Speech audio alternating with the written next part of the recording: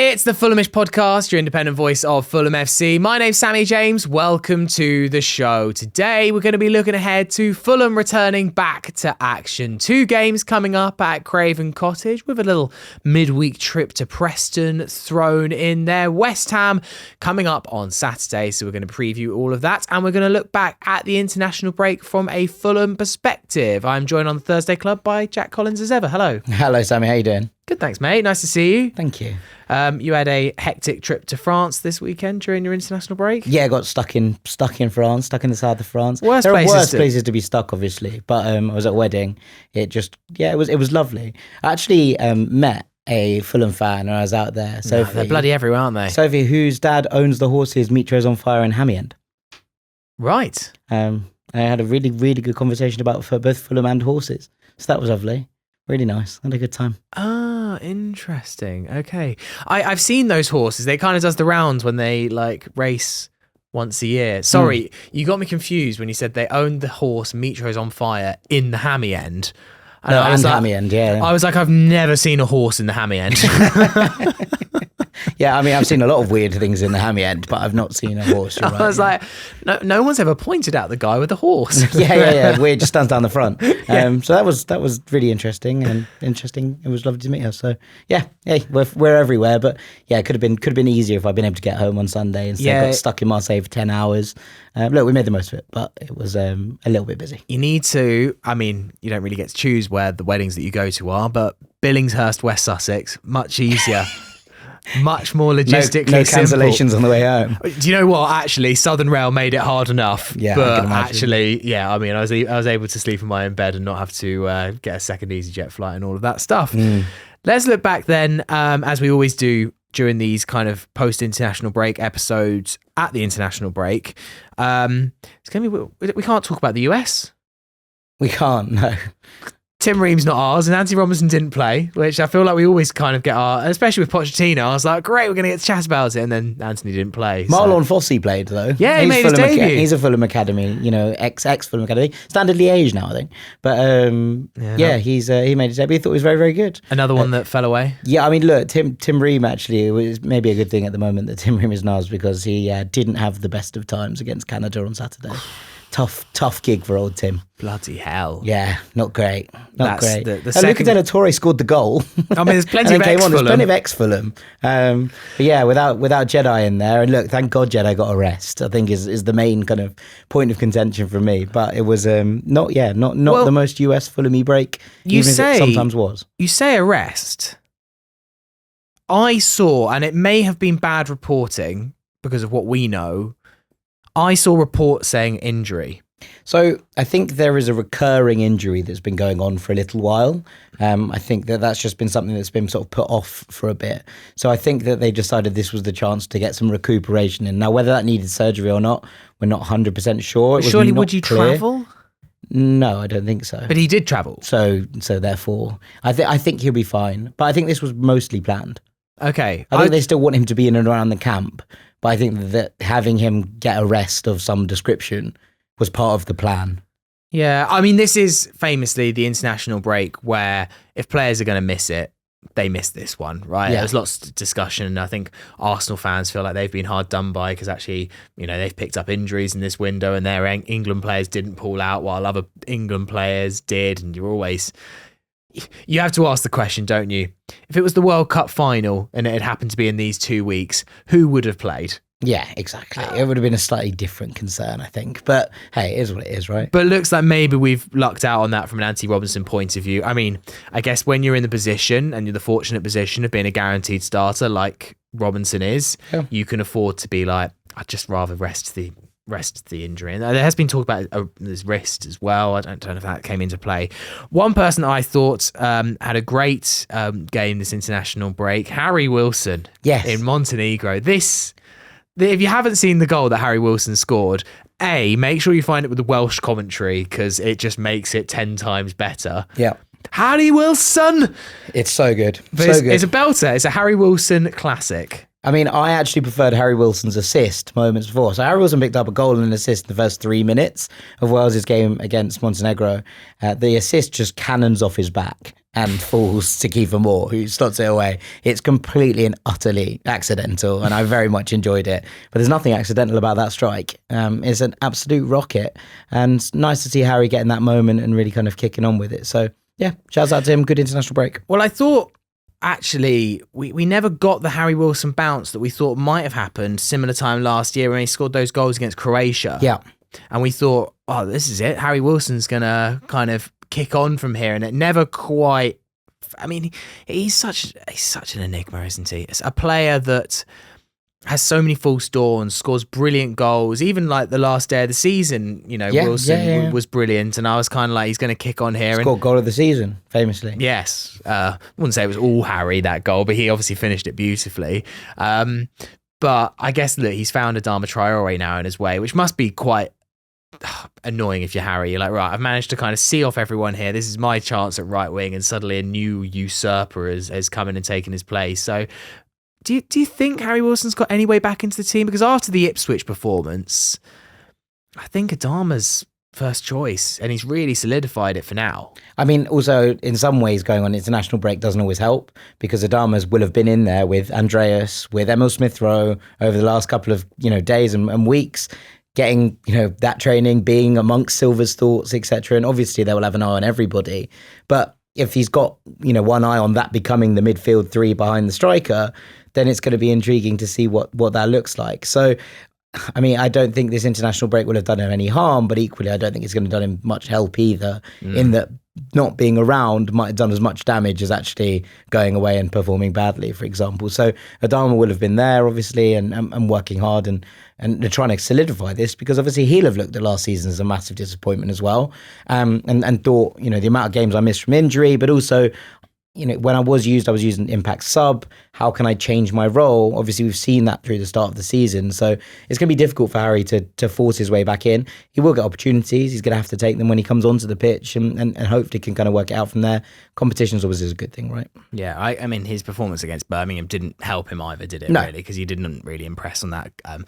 There's not too much to talk about with the internationals, but there was Fulham versus Fulham in Denmark versus Serbia. It was a 2-0 win for Denmark. Back-to-back clean sheets for Joachim. Nice. Very good. I enjoyed that. There was a couple of decent performances, I thought, across the kind of international break. So Sasa picked up his 50th cap for Serbia, which was nice. He's picked them up pretty quickly, to be fair to him. And then he played in this game against Joachim and couldn't find a way through. I thought Sander Berge did pretty well for Norway in that game. What you spoke about Ødegaard's injury. In the same game, I thought Sander Berge did really well in the midfield at the base of their midfield that game. Erling Haaland scored the winner late on, but I thought there have been some decent performances. I thought Timmy Castagne was pretty good for Belgium against France. There wasn't much from that Belgian side that you could look back on and be like, that was good. But I thought Castagne gave a relatively good account of himself. He did score an own goal in their first game against Israel, but he's performed quite well in both games, so I think he'll be happy enough with that. I think Joachim will be very happy with those two clean sheets and 2 performances. And to be honest, I think Sasa's done all right for Serbia as well. So I think it's been a relatively good international break from a Fulham perspective, as long as everyone gets home happy and healthy.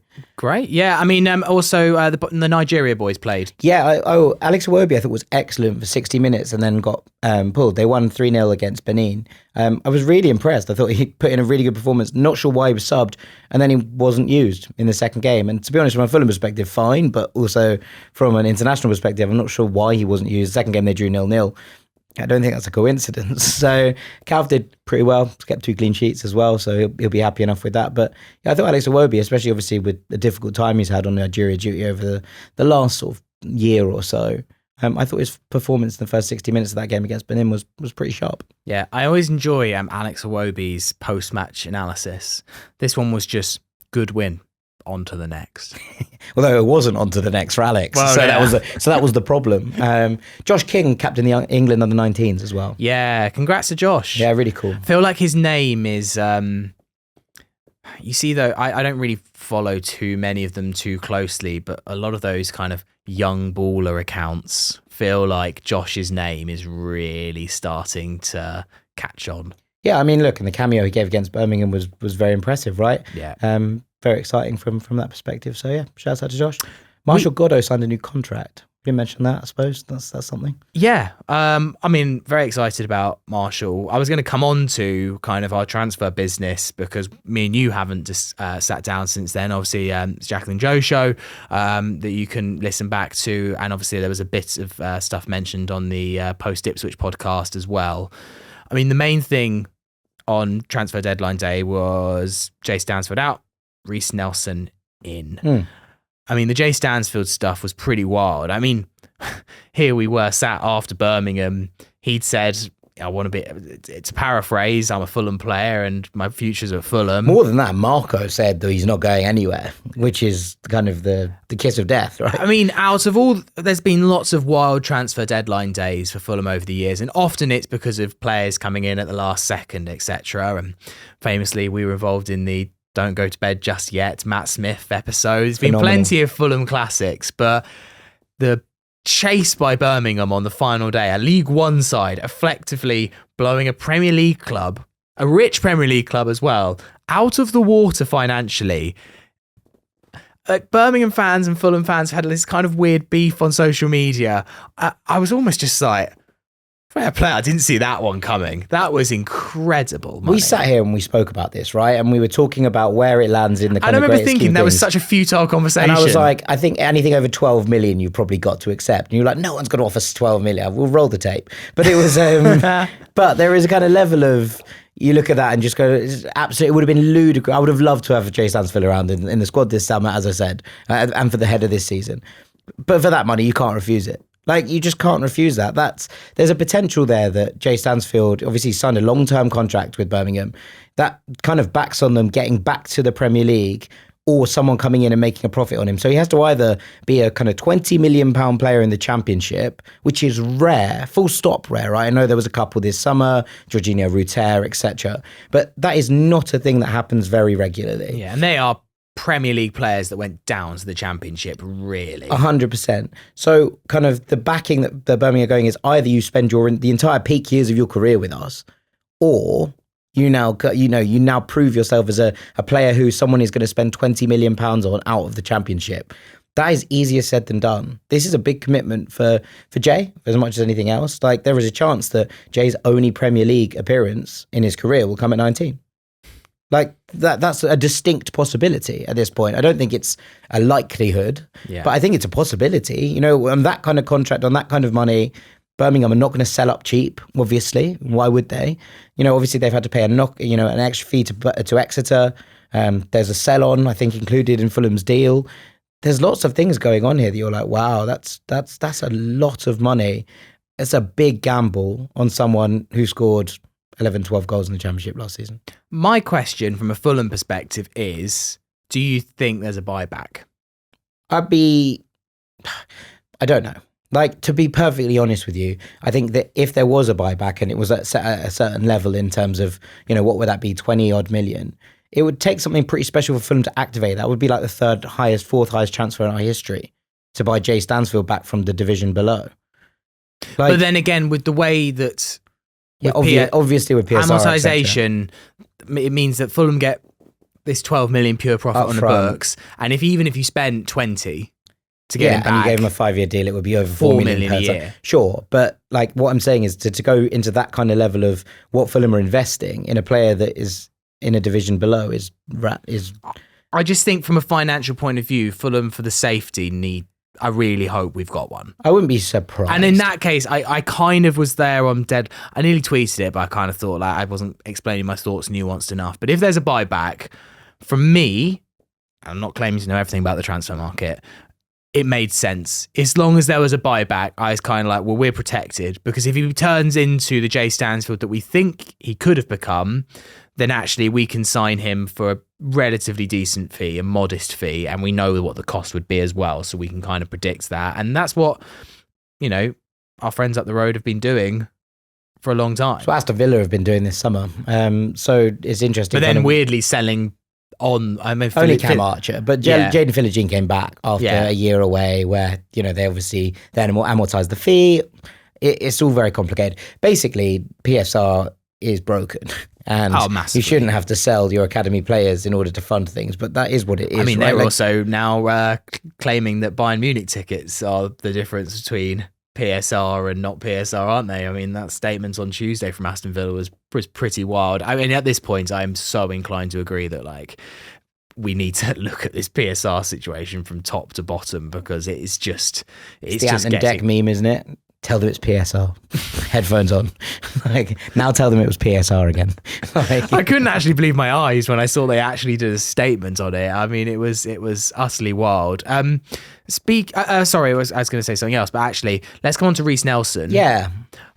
Not a signing that I saw coming. We obviously had the drama with Ernest Nuamar, who seemed to arrive at Fulham for a medical and then cried because he couldn't think of anything worse than going to Fulham. I think this has been blown a little bit out of proportion. I think Ernest then went Nuamar missing. Well, no, I think Ernest Nuamar really didn't want to leave Lyon. I don't think it was like oh my God, this is the worst place in the world. I think he was pretty adamant that he wanted to stay and make his mark at Lyon, which is fair enough. Lyon is a big club, and like it's obviously somewhere that who's crying because they get to come to the Premier League. Well, I mean, look, there are lots of different things. We've just spoken about Harry Wilson, right? And, not being able to get in this team and struggling to find a place. There is a sense that maybe, Nuamar's moved around quite a lot already in his career. And, really hasn't got the chance to shine at Lyon since he's joined. I feel like there is probably a sense for him that, there's unfinished business there. Also, you know what these stories are like, and they run out of control, and everyone's like, yeah, he was wailing, and he's jumped into a helicopter and was like, drop me off on Thames Bridge. Like it all feels very extreme right now. Maybe I think we probably should take all of that with a pinch of salt. But look, I really like Ernest Nuamar. I think it would have been a really good addition. I spoke about it, when we had Peter on, and lots of different things there. But I do think that Reece Nelson is quite a smart signing. Obviously, picked him up off Ipswich towards the end of deadline day. It looked like he was going there. I'd been told by Dean actually that keep an eye on this one because Fulham are not done with it and think that Reece Nelson would be a good addition. Obviously, didn't see that much of him last year. Featured very much as a sparing substitute for Arsenal. But I did see him play for Feyenoord quite a lot the season that they got to the Conference League final. And I thought he was excellent. Really, really impressive. When played in a system that really did require wingers to get at their man and try and beat them, I thought he was very, very good at doing that. There are a lot of facets of his game that I quite like. And I think he's another one coming in with a point to prove. We've spoken about this, players who feel that they need to kickstart their career in a certain point, especially those on, the fringes of top 6, top 4 squads, who just don't feel like they're going to get that opportunity because the player in front of them is Bukayo Saka, or because, there are different things holding them back within that system or whatever it looks like. But I do think that Reece Nelson is a very, very good footballer with a point to prove. And I think that we will see something from him this year. I wouldn't be surprised if by Christmas Reece Nelson is a regular starter for Fulham. Where? On the right. You really at every opportunity, Adama Traore. 0 end product. I refuse to accept that Adama Traore suddenly just picked up end product. He scored a goal against Ipswich. Everyone's like, wow, he's back. He's the man. He scored a 4-yard tap in that was impossible to miss. Like, oh, come on. That went, I thought he did really well for the goal to adjust his body. He did, yeah. But he was also like the best player. He was Fulham's best player. Yes. Yeah. It was in that bracket, I'll give you that. But I don't buy it. And also, he did the same thing where he was gassed after 30 minutes, couldn't move for the last 15 minutes of the half, and then, did the same thing in the second half. I don't think he's a 60-minute player. But then Reece Nelson comes in above Harry Wilson? Yeah, I mean, I think that there are going to be opportunities here. I'm still intrigued as to what happens on the left because I still think there's a world where Emil Smith-Rowe starts to play on the left-hand side. And I still think that combination with Pereira once Sander Berger and Sasha Lukic both, start to get their house in order. Really good piece on the website this week, debut piece from Tom Green about where Sasha fits and how his kind of role at Torino as an 8 might be something that Marco looks to get the best out of him, which I think is a really sensible and astute point to make at this point. I wonder if there is a world where once that is sort of under the table, once those two players are settled, is there a space then for Pereira to move up, for Emil Smith-Rowe to start, to move out to the left, and whether that is an Adama Traore, or Reece Nelson, or an Alex Iwobi kind of type on the right. I don't know yet, because I'm not quite sure exactly what Silva wants from that three behind the striker. And I don't think any of us can be at this point, what he's trying to build from that. But I think that there will be opportunities for Reece Nelson. I don't deny it's not a good signing. I have said it all along that I don't envy Marco. If we need to stay in the Carabao, that is a real key thing here, because we have not got enough games here to keep a lot of this squad happy on a regular basis. It is a big squad now. And there are a lot of players that I can see this season getting more and more frustrated. And I'm looking at the likes of Cess and Harrison, probably. Yeah, Harrison Reed, and now Harry Wilson. I hope I'm wrong. I hope there are opportunities, and actually maybe in the dog days in December and January and February, and if we do, get to a Carabao quarterfinal and an FA Cup quarterfinal. Not lucky, because you've got to give credit to the medical staff, but we got away without any serious injuries to key players for long parts of last season, Adama aside. Yeah. So the truth is that we're probably going to pick up one or two. Those things are going to happen across the course of the season. It's only natural. Obviously, we've seen that a lot of players haven't had a break at all this summer. Fulham's have. But there are a lot of players who have been involved with things throughout the summer, even the season ending, a little bit late and, beginning again. I think there is a space there that you can look at and be like, who are we going to need to rotate in order to try and avoid injury? That's going to be a consideration I think we need to make this year. So I think there will be opportunities. One thing before we take a break and look ahead to West Ham, that in all honesty, I don't know if we're going to give the best analysis here, but I think it would be remiss of us not to talk about it. I would recommend, and we're going to play a little clip, listening to Fulham Focus, who have done a much more extensive podcast about this during the international window. It is Fulham's new official CFD trading partner. They are called IUX.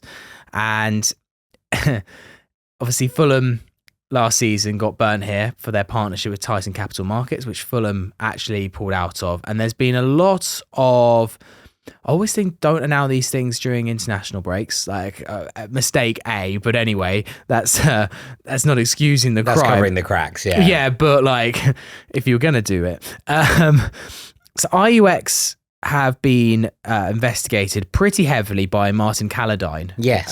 Who is an investigative journalist who kind of has specialised in the last few years in the partnerships that football clubs have made with all sorts of companies, from Asian-facing bookmakers to CFD companies. I think, even in Martin's words, the deal with Tyson Capital Markets last year that Fulham did was one of the most incredible that he'd seen. He still talks about. I follow Martin, and he still talks about the Tyson Capital Markets partnership. I think it's important to say that I don't think IUX is quite at the Tyson Capital Markets level here, but there are still some incredibly disturbing. Yeah, I think the thing with Tyson Capital Markets was that it was genuine bordering on being a Ponzi scheme. Yeah. So like this one doesn't feel like a Ponzi scheme, it just feels made up. So this is all things that Martin Calladine has posted. IUX's Trustpilot rated is suspended for fake reviews. All 10 profiles of people working for IUX in the US and UK were fake and created in the same month. IUX has no identifiable senior execs, and its named press contact appears to be false identities. IUX claims to have no staff in the UK and to not be targeting UK consumers, yet until 2023 its website claimed IUX was founded, based and regulated in the UK. And his latest update is that Charlgate, a global CFD company, was not, contrary to IUX's marketing materials, operating under Charlgate's CFD trading license. There is loads more, but I'm not going to name every single thing on this podcast. It looks to me to come down to due diligence. A lot of these partnerships are provided by third-party agencies, and maybe there is an element of, because there's a middleman, everyone else thinks that someone else has done the due diligence on it. Someone's offering Fulham money. Fulham are taking it. This is not a good look for Fulham. We are not the only club that does this either, but just once again feels... this is a club that's operating in the richest and most visible football league in the world, right? It's one of the 20 clubs operating in the most visible league in the entire world, right? And you're looking at this, and look, we will operate small podcasts, right, that we run. If I had been offered a deal for £100 through a middle agency for Ranks to do a deal with, I would look up the company. Like, I would do some research on the company because, well, one, I think that's the right thing to do. And two, because you're just like, I don't want this to stick against my name if it doesn't go right. So for Fulham to be putting this out, again, in one of these, the biggest clubs, I think one of the 50 biggest clubs in the world, right, at this point, where Fulham exist, and to not be doing the due diligence on partnerships they're announcing is wild. So either it comes down to one of two things, and I can't tell you which is worse. Either they just think that everyone is dumb enough that they won't look this up themselves and no one cares, or they are not doing any due diligence on the companies they're partnering with. You tell me which is worse. Like, it's absolutely incredible. It's a commercial operation. It has multiple people working for it. Do your jobs. Well, the mad thing is that you found out from ties in capital markets that people like Martin exist who will stop at nothing. Yeah. You've been burnt. Well, like it's very much like if you partner with an agency, right? Fool me once, shame on you. Fool me twice. Yeah. Let's play a little clip because Fulham Focus did give us permission to play a little clip from their podcast with Martin. So there's a little bit more on what Martin said on their show. So when we last spoke, I kind of framed the way that the kind of the IUX relationship was as being concerning, but nothing on the same scale as Titan, which was unquestionably a fraud. And it's still not. I think there are plenty more red flags. The alarm bells are growing louder. While they claim to have no staff in the UK and not to be targeting them, until 2023, the company's website claimed, in fact, that it was founded in the UK, based in the UK, processed trades in the UK, and was regulated in the UK. And from what I can tell, there was a company in the UK, and however, they were not regulated in the UK. Their website also claimed for a period that it was a member of the US National Futures Association, which is a body which is kind of has the authority to regulate and register members who sell futures. They displayed a certificate on their website demonstrating their membership. Now, I spoke to the NFA yesterday, and they confirmed that IUX are not and have never been members. And they say that any statement made to the contrary are inaccurate, which raises a question: what is the status of that certificate? How did that come to be on their website? Now, when I put these allegations of the facts that I had established, including why were you claiming this to be based in the UK and so on, to them a couple of days ago before I published my recent article, they did not respond. I have had no answer to them from that. So you'll have to draw your own conclusions. Well, look, I think that pretty much explains it from Martin. As I say, I don't think me and you are going to add too much more to it. I'll also put a link to their podcast in the description on YouTube and on the podcast feed as well. Big up to Fulham Focus for brilliant interview. It's a really, really good podcast. Yeah, for securing that time with Martin. I'd thoroughly, if you're interested in the subject, I thoroughly recommend checking it out. Right, we're going to take a break there. Afterwards, we'll look ahead to West Ham at the weekend. Part 2 of the Fulhamish podcast. It's Sammy here with Jack Collins. If you are going to the game on Saturday, you're going to West Ham. And if you're in the Hammersmith area, make sure you check out Craft Beer Company, Hammersmith Station. It is such a good little pre-match pub. They've got a brilliant selection of craft beers, a lovely outside area if the weather's good. If not, indoors, it's also beautiful as well. Best location as well, because it is in Hammersmith Broadway next to the tube. So if you're coming into the game, it's straight there. It could be your first pub on your little crawl down to the cottage. Or if you're heading back up towards Hammersmith after the game, they'll be open. Honestly, it has the best selection of beautiful craft beers. There's no Estrellas here. It is all genuine stuff. So head down to the Craft Beer Company and it's a really great pre-match pub and I'd highly recommend. Jack, West Ham on Saturday. Obviously, we had great success against the Hammers last year. Yes. 7-0 on aggregate, including that beautiful Sunday, I think it was December, when we won 5-0. Harry Wilson special. There was just specials all over the gaff, wasn't it? I mean, that really was just liquid football that day. And even the away match as well, like Fulham were brilliant, just never looked like losing at all. Why have I then got such a bad feeling about Saturday? I don't know, because I don't think West Ham have been that good. Actually, weirdly, I think their best performance of the season came in their 3-1 loss to Manchester City. They've obviously won 1 and lost 2 in the Premier League. They also won against Bournemouth in the Carabao Cup, where they went back to being West Ham United, as Jared Bowen scored with his hand. So I did feel for Bournemouth 3 days after being denied a win because of VAR. They were denied, a penalty shootout because of no VAR. Yeah, I mean, what can you do against such reckless hate? I thought that they were quite poor in their game against Villa. They got away with it a little bit, but the game against City, I thought they were better. It's interesting watching them kind of develop, because I think there's an idea that Julian Lopetegui is, this forward-thinking manager that they've brought in. I don't buy that at all. The Sevilla side were pretty dreadful to watch. They were good and they won a lot of games, but they were rubbish to watch. And that's the reason that when it went wrong at Sevilla, he was hounded out pretty quickly, because not only was there sort of no wins on the table, but also the football was dreadful. He's not, the most progressive manager in the world. He will look for, different things that they've thought they'll have got rid of after David Moyes, but they do need players in the middle who can control a game, because he will look to slow things down and actually play some possession football. I thought it was interesting watching Guido Rodriguez and Edson Alvarez next to each other. That is a hell of a shield, and a big respect for actually what Tim Steichten's done at West Ham this summer in terms of the players he's brought in. I think they've had an incredible window, and I think they've brought in an immense amount of talent. I just don't think Lopetegui's the best managers to get the best out of that crop. So it's going to be intriguing to see how he kind of goes with this, how the likes of Nicholas Füllkrug are going to be brought in, what that's going to look like in terms of their chance creation, how he deals with the amount of incredible attacking talents that he now has in this side.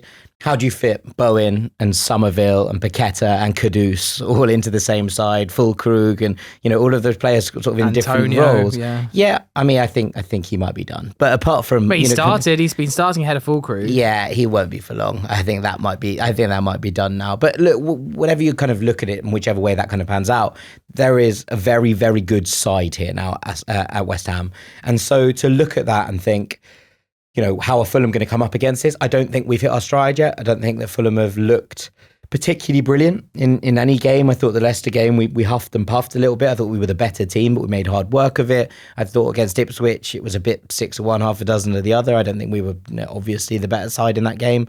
So when you kind of put all of that together, I'm kind of expecting that Fulham are going to find the rhythm at some point and start to play the football we expect from this team. I don't think West Ham are there yet either. But I do think that in terms of their squad, there's reasons enough to be worried about this game, because there is an immense amount of talent there. I think with me, if Fulham can get our nose in front early, I think it will calm a lot of my nerves. Yeah. A side like West Ham, when there's so much individual brilliance on the pitch, you worry about if it's like half an hour in 0-0.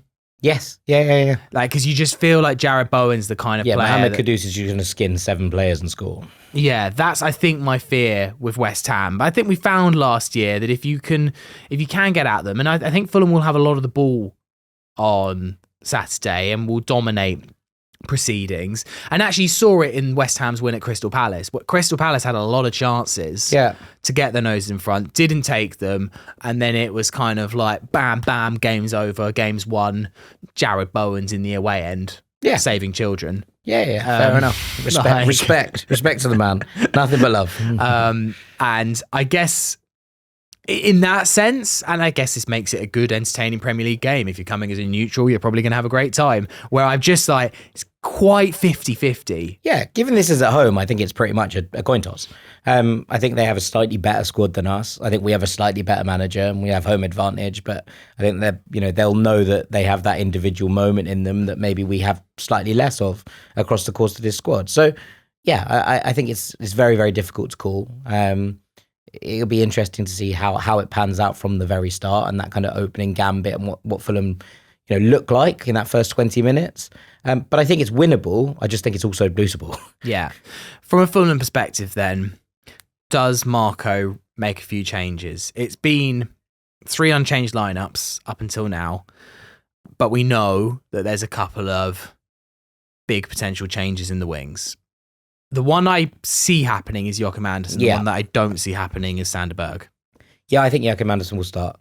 I wonder if he looks at this as the game for Sander Berge, though.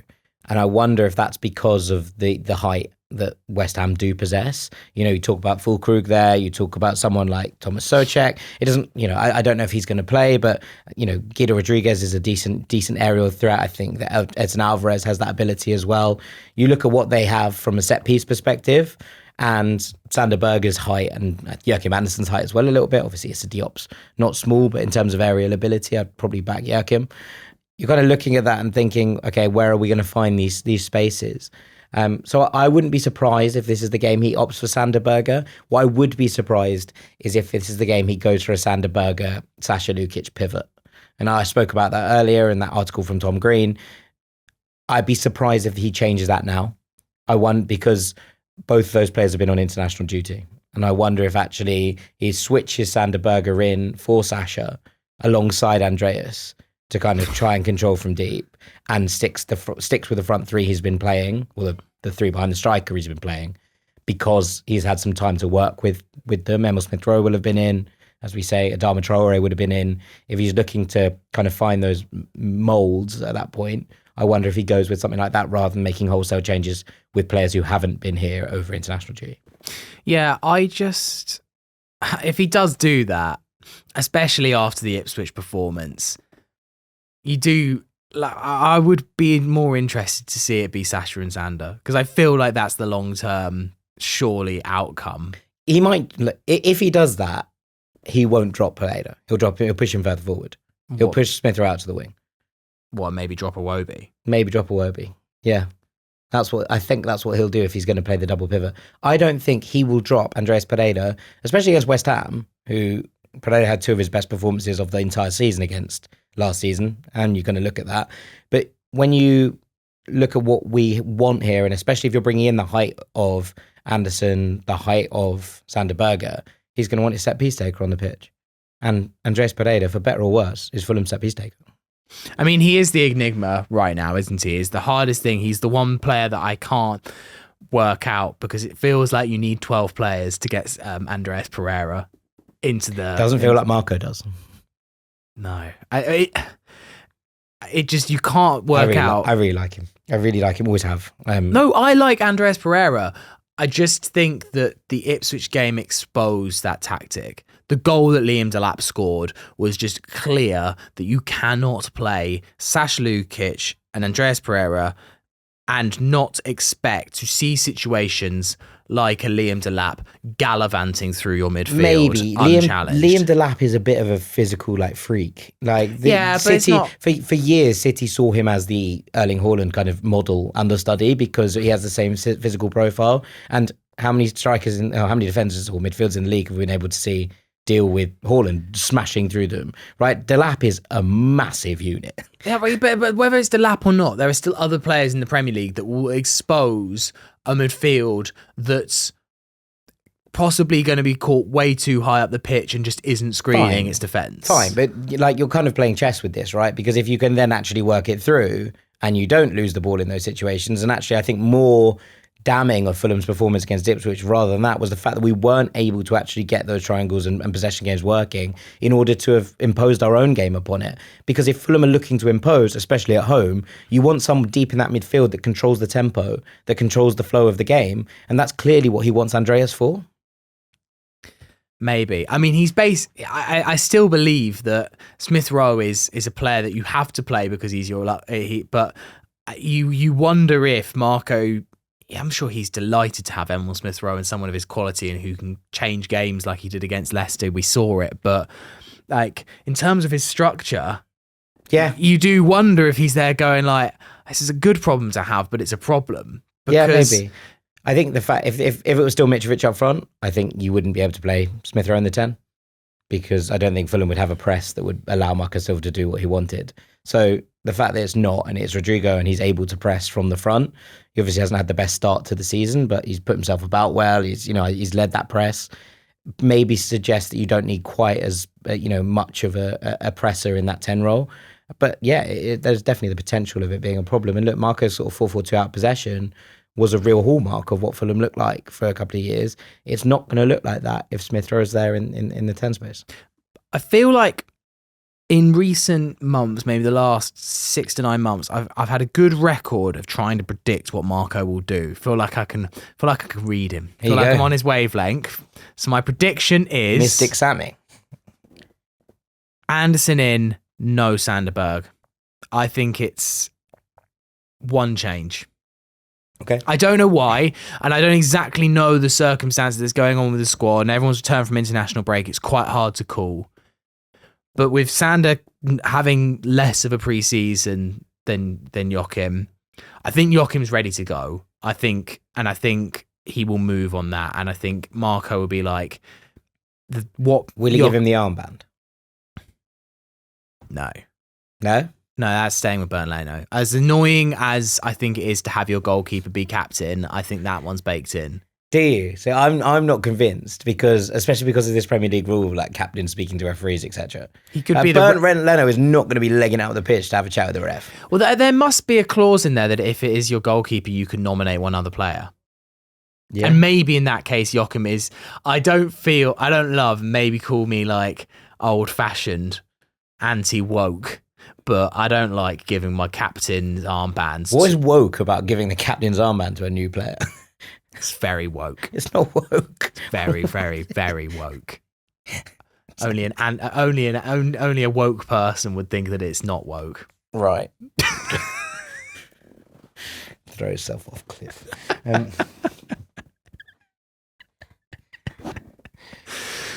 Also, I think the other thing to bear in mind is that with the Carabao Cup against Preston coming up, there is an opportunity for more rotation and and bedding people in. So it wouldn't even surprise me. And because I think the point was made on the Sunday pod after Ipswich, Issa Diop was one of the least deserving people to lose his space. He's been exceptional. He's been really good, yeah. And Marco is good at this. He doesn't drop players for the sake of dropping players. So maybe there could be one game more of Diop. And then and Anderson maybe plays against Preston, and then maybe he's like, okay, we make this change. Again, an unchanged lineup wouldn't surprise me either. Okay, so you're saying you're betting on one or under changes. That's what. But I'm going. If I had to like put my money on the table, I'm saying one. I'm saying Anderson in. Okay, because I feel like he just won't resist. It's just he can't resist those lovely passes. I'm going to go two changes. Okay. But I'm not sure who the other one is 100% going to be. Like, I've got a funny feeling that it might be a shift into midfield into the 10 for Pereira and out wide for Smith Rowe. I just don't think he'll do anything that radical. Okay. I just think he's very cautious with making his changes. He just does them very slowly. Apart from once in a blue moon where he just absolutely goes mad, rips up the team sheet. Yeah, but I don't feel like that. This is that moment where he's going to do that. Okay. Let's do a few emails. We've still got This Will Catch On and a little Barclays Men chat to come up. We've got a lot to fit in about 15 minutes. Right, let's roll. This one from David Smith. He says, "Hi Sammy, I know this topic has been done to death, but now that the dust has settled and this saga is officially over, I was wondering if anyone could shed some light on the thinking behind the Andre decisions. I had assumed that our walking away from the deal was a ruse to get Fluminense to drop the price, but I see in Peter's article that Berg might have been our first choice all along. Interested to hear your thoughts, assuming that you don't have some sort of Andre PTSD or long Andre." Long Andre. He's great. Londre. I must admit, I was not happy seeing him go to Wolves, just because the jealousy, if he's good, will be through the roof. I think we've made a mistake, but time will tell. And transitions to the Premier League are not easy, and it's going to take some time for him to settle. But I think we've missed out on a player here. I really do. I go back to a point I made a couple of weeks ago where I don't think Marco Silva's that fussed. I think the club are probably a bit like, oh, we could have maybe fixed this. But he doesn't strike me as actually, having watched a lot of it, a Silva player in lots of ways. Seeing a player play from deep who's, quite small. He's physically, competent, but not dominant. And looking at the kind of players that Marco Silva has liked in those areas and likes to play in deeper midfield areas in particular, I just get the feeling that Marco wasn't that bothered about this one. I think the club were more bothered than Marco. And that interests me because I think the club were like, there's a player here that we might be able to get and sell on for a profit. And Marco Silva was looking at it and be like, I don't think he's going to fit my midfield. That's my view on it. I also would take, and I know that there is a lot to be said for, insider information, etc. But if club sources are, feeding these things to Peter about them Berger being the first choice, they are always going to say that. It doesn't necessarily mean that was always the case.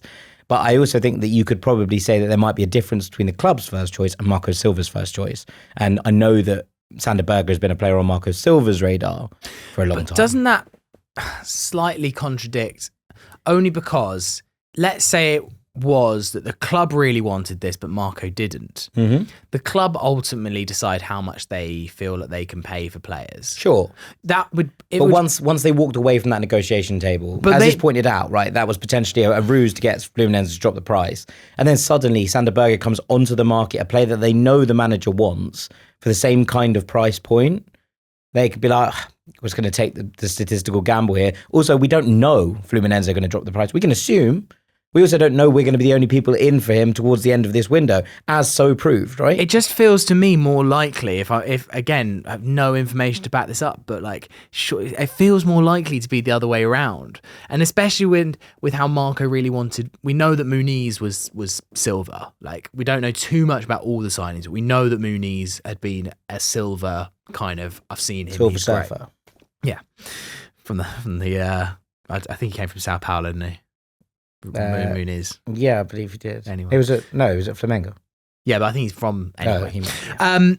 I feel like it's more likely to be the other way around, where Marco wanted Andre and the club are like, maybe, but we've got to get him for the right price. And then we're like, can't get him for the right price, but we can get you a Sander Berg. And Marco's just like, just get it done already. I don't care anymore. I've got a season to prepare for. I don't care that much. It's just in terms of watching his track record with players that play in these positions. He's not really had many who are small, technically gifted sixes. That's not something that Marco Silva's really worked with for long periods of his career. He's always had a sort of physical bruiser type, if you will, in there.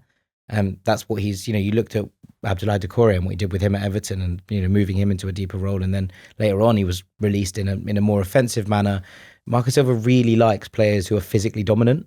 Yeah. And, I've spoken about it before, so I'm not going to dig into it too much, but Andre is not one of those players. Nice.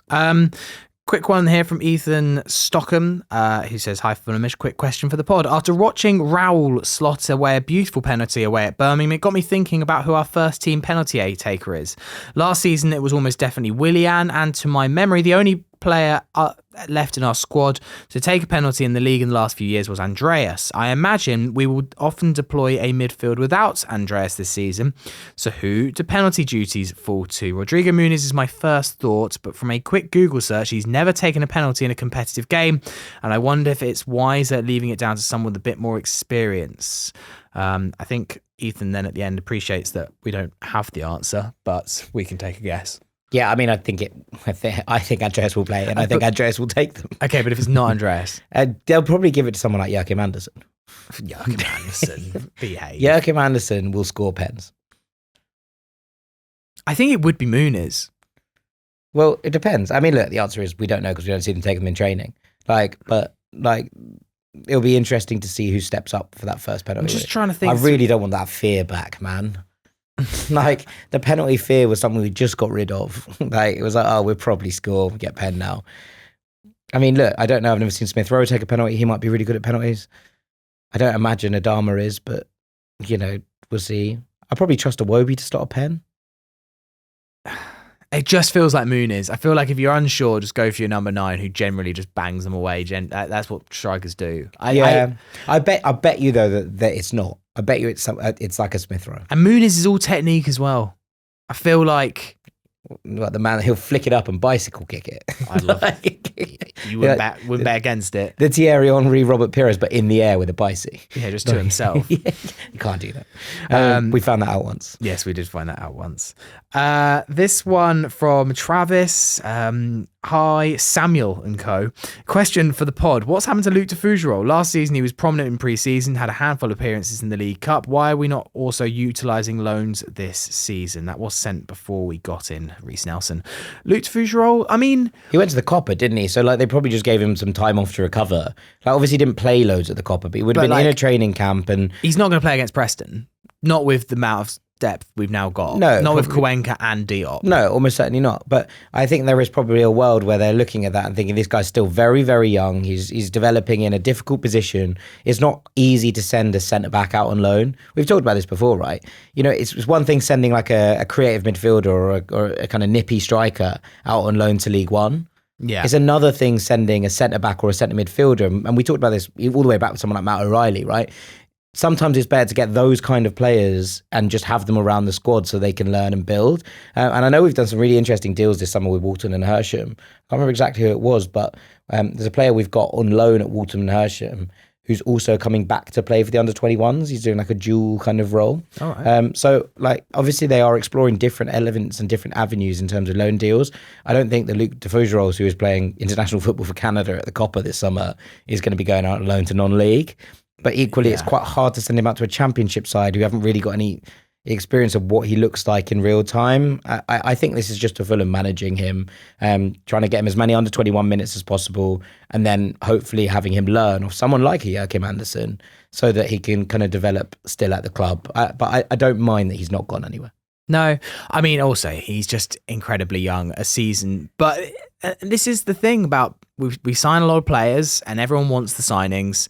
And, you know, we've signed someone like Cuenca who looked all right-ish against Birmingham. It will keep someone like Luke Defoegeros at the team. There's almost no space for youngsters. There's maybe a small Josh King-sized hole in that 10. I guess he plays a position that also is quite easy to throw on if you're ahead because it's not risky, right? It's not too risky. This is it. It's hard for centre-backs, but we also, you know, we've talked about it a lot. It's that mindset with the academy of not every academy player coming through is a first teamer, and that is not the bar for success. If we make money off of them or they get sold off or they play elsewhere in the Football League, you've said it a million times and I actually really strongly believe it now. Like, yes, would it be amazing? Would I love to sing Luke Defoegeros? He's one of our own. Of course I would, but it's not the be all and end all as to whether that's success for Fulham is whether we get to do that. Good to know the subliminal messaging is working, you know. Like, if you say something enough times, people believe it. It shows that I do listen to you. Thanks, staying on centre-backs, Tim Lundy, hi Fulhamish. Given Diop's consistent performances, Bassey looking ropey, and the fact Anderson has played left side of the defence for us previously, would it be an option to replace Bassey with Anderson, or do you think it might make our defence a bit one-paced? For me, Bassey has not been on it, and whilst it might benefit him from a place on the bench for a little while. Cheers from Tim. P.S. Please stop saying Andreas is good at set pieces. He is not. Let's not get into the final one. Let's not start on that. Top chance creator outside top six. There's a couple of things on this, but when you kind of look at it, I think that us being that slow in defence would be a worry. With Diop and Anderson, I think that Bassey brings a recovery pace and ability to sweep that doesn't necessarily exist elsewhere, and I think it's crucial to the way that we operate, even if he has got this odd clanger in him. And look, it's hardly like we know that Issa Diop's not immune to that either. Like, I think Calvin Bassey will come good. I just think he was a bit rusty at the start of the season, and I think he will be absolutely fine. Yeah. So I thought he was excellent against Leicester, Calvin Bassey. I just thought we had a bit of a bad one against United. I think he was fine. I don't think it's as bad as it makes out. The Bassey thing. It's close.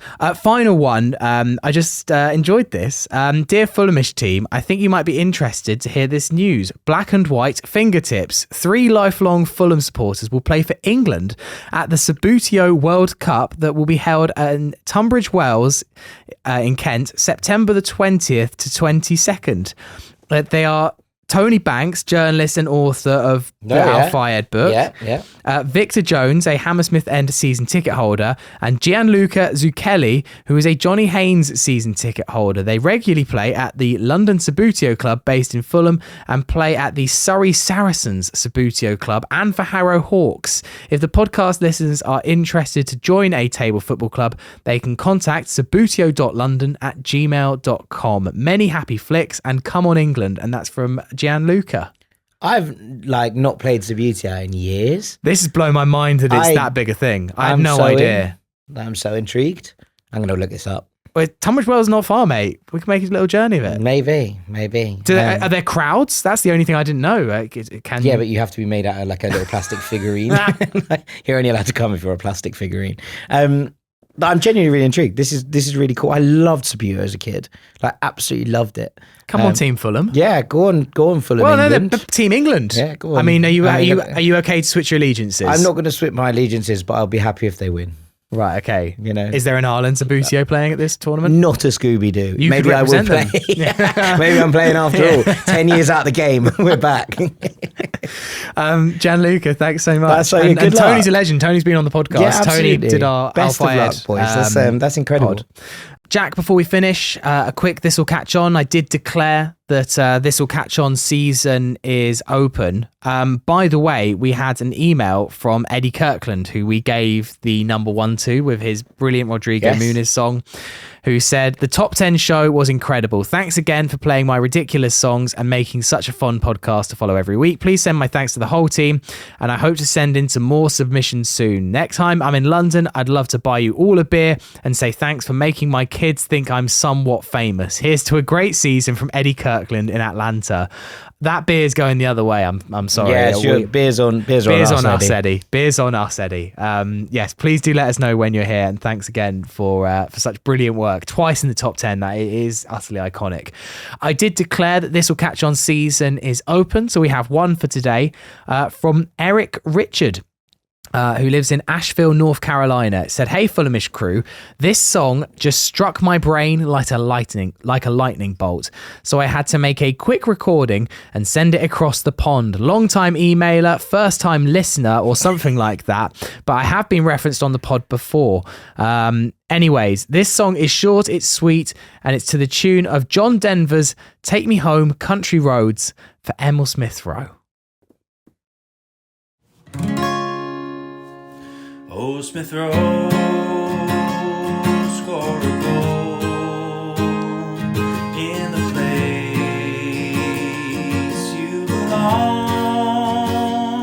Craven Cottage by the river. Oh, Smith Rowe, please score a goal. That's not bad at all. It's really nice, isn't it? Yeah, very pleasant. Lovely voice, Eric. Yeah, lovely. Shouts out to you. Look, I mean, obviously, the Country Road song is utilised already. Yes. But it wouldn't surprise me that, you know, if we just re-upped it, because we do love like repurposing songs. Yeah. So it could work. Yes. Basically, it's just, instead of Take Me Home, it's Oh Smith Rowe. Yeah, scoring goals. Oh, Smith Rowe scoring goals. Oh, Smith Rowe scoring goals. Yeah. If we could then maybe do the To the Place Where I Belong, Craven Cottage by the River, Emil Smith Rowe scoring goals, Oh Smith Rowe scoring goals. Yeah. Could work. Yeah, could work. I do like that song. It's also future-proofing us if ever we don't want to sing about Al Fayed anymore. Yeah. I'm not know there's any reason. No, I'm okay with still singing about Chairman Mo, to be fair. Yeah, so but that's cool. Look, I loved it. I think that's a really Great nice stuff. Great submission. opener for the season. Great Fantastic opener. Well done, Eric. opener for the season. Before we finish, the trend over X over the last 2 days, if you're not on Twitter, then might have passed you by, but it's all about Barclays Men. Yes. And I've loved it. As someone that lives a little bit too much nostalgically back in the late noughties, early tens, in terms of my football and my music choices, I very much respected seeing Morgan Gamps Pedersen, JJ Okocha, Stephen Pienaar to the Coral. But what I love is that because Fulham, I believe, and I strongly believe this, are prime Barclays. Yeah. We were there. This era, yeah. The longevity, that kind of 2001 to kind of, we were there till 2014, I think completely qualifies us for the conversation. Yeah. Who is your prime Barclays man for Steed Fulham? Malbronk. Okay. Steed Malbronk. I love Steed. Wearing the number 4. Because he changed at one point from 14 to 4. 4, yeah. I think that is prime Barclays. I've got a list of things that I think are prime Fulham Barclays. Okay. So Brian McBride, pure Barclays. He is very pure Barclays. Right era. A couple of weird ones. Zoltan Gera was a Barclays man, but not in the era he played for Fulham. And I think you could probably say something similar with Andy Johnson. They actually signed for us in sort of a post-Barclays era. Well, also, I think that Zoltan Gera did his best work not famously in the Barclays for Fulham. Yeah, that's also true. But I would also say the same for Paul Konchesky. Paul Konchesky is a Barclaysman, but not a Fulham Barclaysman. Yeah, but a few of his compilation goals, the Rocket against West Ham. Yeah, it has to go in there. Collins John against Middlesbrough. Collins John is so Barclays. Barclays. I actually may change my answer if you ask me. Flipping heck, I forgot about Thomas Radzinski might be the shout. Yeah, but he didn't... Tommy Guns was... Not enough goals. No, but like that's why. I watched an interview the other week with Gary Neville talking to Robbie Keane on Soccerbox, and he was talking about Radzinski. I don't know why. I think it's because he scored a couple of goals against a team that Robbie Keane was playing for, and he was just like, yeah, he really should have been better than he was. He's like, he had everything. He was really good. He was just in the wrong. He was just in the wrong era. He'd be a really good wide forward now. Yeah. And he just didn't really have wide forwards at the time. No. And then Tom Radzinski was knocking about. I love Thomas Radzinski. I was really pleased when we signed him. Puppet Booba Diop's 2 scream against United and Chelsea are prime Barclays. Yes. But also his really cute free kick against Norwich. Like, iconic Also, Barclays. the nickname, the wardrobe. The dabs.com one-arm shirt. Barclays. Pizza Hut as a sponsor. Barclays. But my answer is Steve Malbron. Okay, I love the Collins John shout. I actually think, and the compilation of his goals is good. Yeah. I mean, the goal against Middlesbrough. He wasn't a great scorer of goals, but he was a scorer of great goals. The one that for me, and maybe you'll disagree that he's the wrong era, but Brian Ruiz. Yeah. I mean, it's not Barclays era, but I think it is Barclays era. Barclays era is till 2016, but it's not prime Barclays era. Barclays era. The one for me, Brian Ruiz was selling a Hyundai car on Facebook Marketplace the other day. Oh, where can I get it from Costa Rica? I don't know, but it came up on the Fulham Island. How much is the shipping? I'll find it. It came up on the Fulham Island group. That's amazing. So shouts out the gang. Brian Ruiz for me is like a toxic relationship. Right, Brian Ruiz was, so fun. He should have been so good. He was incredible on his day, but he was always in such a bad mood. Yeah. He didn't want to be there. Yeah. Even when he was doing great things, he was still a bit angry about the whole thing. Yeah, I can buy all of this. He longed for relationships past. He never got over his ex. He did miss Twente a lot. I loved the Brian Ruiz era and some of the goals, the Bolton scoop, the Reading Thunderbolt. The Bolton scoop is maybe one of the best goals I've ever seen in my life. And actually, his goal in the 90th minute against Reading back in the Championship, where he honestly, I think if you'd have said to him, all right, mate, it's either Craven Cottage for a season or it's Helmand Province, I think he actually might have chosen the latter. He wanted to be anywhere else other than Fulham. I've never seen someone so angry about scoring a 90th minute winner. Just sat there on the floor while everyone else in the stadium and the pitch went mental. Yeah. But for something for me, that just brings me back to Brian Ruiz as my ultimate Fulham Barclays man. That's fair enough. I mean, look, what a player. Here it is. He's selling a Tucson 2016 with full extras automatic for 10.6 million Costa Rican dollars. Sounds like a bargain. Yeah. I don't know if Costa Rica uses dollars. It just has like a C sign with a line through it. I think they use a lot of US dollars in. I assume he's not saying a car for $10.6 million because that would be bold. Yeah. So on Facebook Marketplace as well. Yeah, exactly. So there you go. Brian Ruiz selling Tucsons. I'm glad that you came to the fore with that ultimate Fulham Barclays list. That's exceptional. The dabs.com shirt is the Barclays shirt. What annoys me about, I've still got my shirt, but I must have, it's so tight on me. Yeah. Because I think it doesn't have any give, and occasionally I've tried to wear it and it does just look like I'm in a straitjacket. Yeah. Like it's Roddy Yeager was a pure Barclaysman, but not for Fulham. Yeah, really. Wiggins. Yeah, he's very much a Wigan player. So yeah, shouts out to Barclays lads. Yeah. That'll do for the pod today. Thank you very much, Jack. That's been a real pleasure, Sammy. Thank you. We will be back. I'm hosting the pod on Sunday. Everything dissected from the West Ham game. So that will be out on Monday. So yeah, thank you very much, Jack. Thank you very much for listening and have a lovely weekend. Come on, you whites. You whites.